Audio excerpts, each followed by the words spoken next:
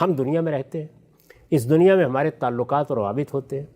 ہم جن ملکوں میں رہتے ہیں وہاں بھی عین ممکن ہے کہ بہت سے لوگ غیر مسلم ہوں، بہت سے لوگ وہ ہوں کہ جن کا دین شرک ہے، بہت سے وہ لوگ ہوں کہ جو اہل کتاب میں سے ہیں یا کسی دوسرے دین کے ماننے والے ہوں. اس میں ہوتا کیا ہے؟ ایک تو عمومی تعلقات ہیں، آپ کسی مجلس میں ملنے کے لیے گئے ہیں، آپ شادی بیاہ میں شریک ہوئے ہیں، آپ تقریبات میں ان کے ساتھ بیٹھے ہیں، یہ عمومی تعلقات ہیں. کوئی شخص دنیا سے رخصت ہو گیا ہے، دنیا سے رخصت ہو گیا ہے تو اس کے بارے میں اب کیا ہے؟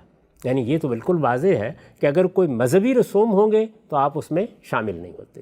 وہ تو ہم بھی اگر جنازہ پڑھ رہے ہوتے ہیں تو اہل کتاب اگر ہوں گے تو وہ پاس آ کے کھڑے ہو جائیں گے، وہ ہمارے ساتھ ہماری نماز میں تو شریک نہیں ہو جاتے. ٹھیک، یہ باتیں بالکل واضح ہیں. لیکن ہم تعزیت کے چند کلمات کہتے ہیں، ہمدردی کی کوئی بات کہتے ہیں. کیا ہم مغفرت کی دعا بھی کر سکتے ہیں ان کے لیے؟ اس کی کیا نوعیت ہے؟ اس کے بارے میں میں نے اپنا نقطہ نظر بیان کیا ہے اور اپنی کتاب البیان میں جو قرآن مجید کی تفسیر ہے بیان کیا ہے. یہ نقطہ نظر میں آپ کو پہلے سنا دیتا ہوں کہ وہ کیا ہے. قرآن مجید کی آیات ہیں اور یہ سورہ توبہ میں ہے 113 114. ان کے تحت یہ بیان کیا گیا ہے کیونکہ حکم بھی اسی میں بیان ہوا ہے.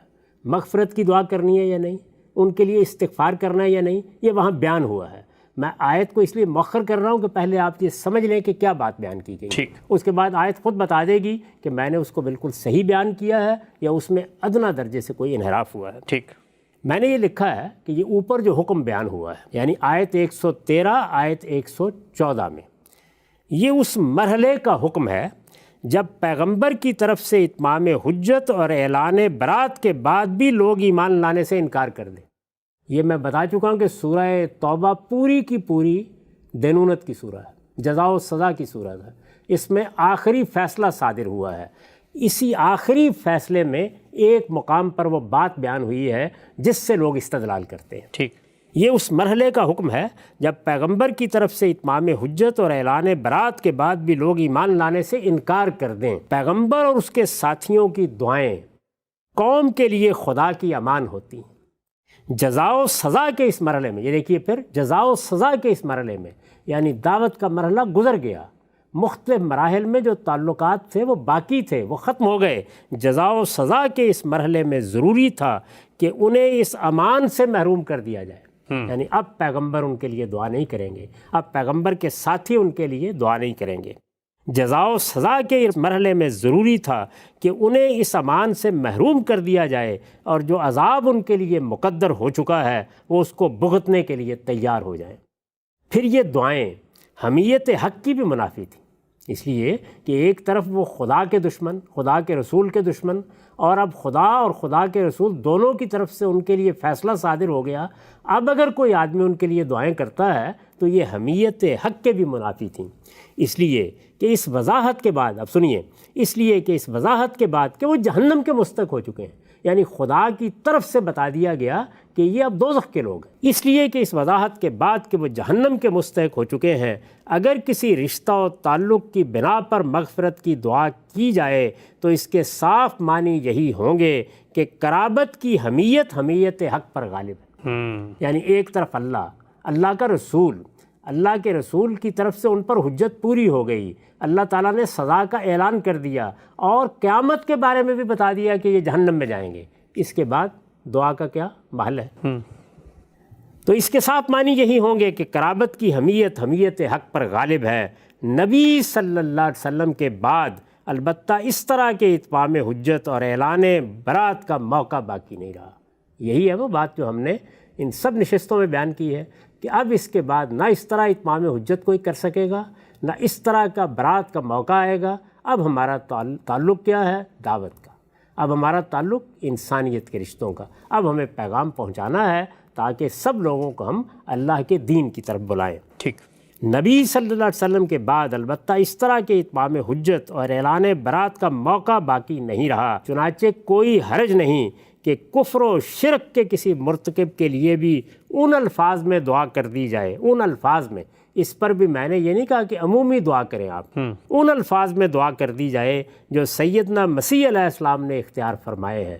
سیدنا مسیح علیہ السلام کا مکالمہ نقل ہوا ہے سورہ مائدہ میں.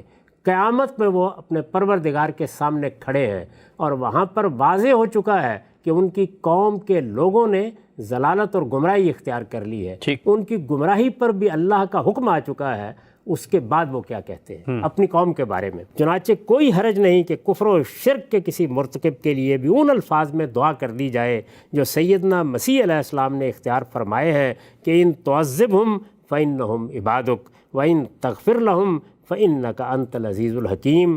آپ انہیں سزا دیں، پروردگار آپ انہیں سزا دیں تو وہ آپ کے بندے ہیں، اور اگر معاف کر دیں تو آپ زبردست ہیں، بڑی حکمت۔ سبحان اللہ۔ یہ میرا موقف ہے، یہ میں نے بیان کیا ہے۔ یعنی یہ جو سوال ہے کہ کیا ہم مغفرت کی دعا کر سکتے ہیں، یہ پوری بات ہے جو میں نے کہی ہے۔ ٹھیک۔ اور یہاں یہ بتایا ہے کہ قرآن مجید میں اس کا جو حکم سورہ توبہ میں بیان ہوا ہے وہ کس محل میں ہے، کس موقع پر ہے۔